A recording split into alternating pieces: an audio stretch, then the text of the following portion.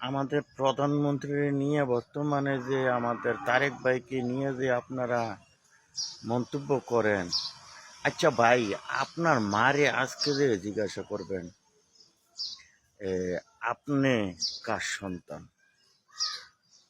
আর আপনার বাবাকে জিজ্ঞাসা করবেন আপনার ফ্যামিলিটা চালাইতে আপনার বাবার কতটুকু কষ্ট লাগে। আপনারা যে কথাগুলো বলেন একটা প্রধানমন্ত্রী, আরে আপনারে তো ওইখানে যাইলে লোডার রাখার লাগিয়া আপনাকে কেউ রাখবে না। আপনি আপনি চিন্তা করতে হবো আপনি কোথায় হইছেন আর আপনি কার সন্তান।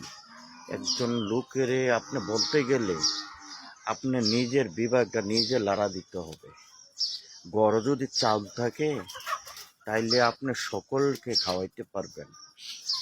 আর আপনার বর্তমানে যে এ, তারেক রহমান, আপনার বাংলাদেশে কয়টিয়া আপনাদের নেত্রী কয়টিয়া ঋণ লাগাই গেছে, আগে ওইটা চিন্তা করতে হবে।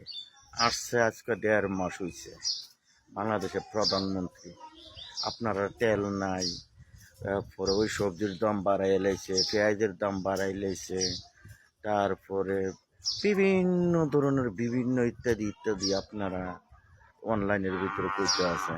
তারেক জিয়ার এই সমস্যা, তারেক জিয়ার মার জন্মের ঠিক নাই, আর তারেক জিয়ার জন্মের ঠিক নাই। আচ্ছা, আপনি বলতে পারবেন আপনার জন্মটা ঠিক আছে কিনা?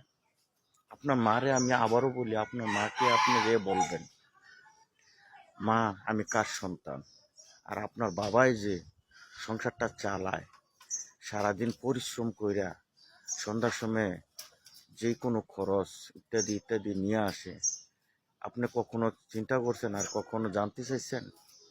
হ্যাঁ, কথা আছে না, লেগাম দিয়া নিজে চিন্তা করে কথা বলবেন, তাহলে আপনার মা বাবাকে কেউ গালি দিবে না।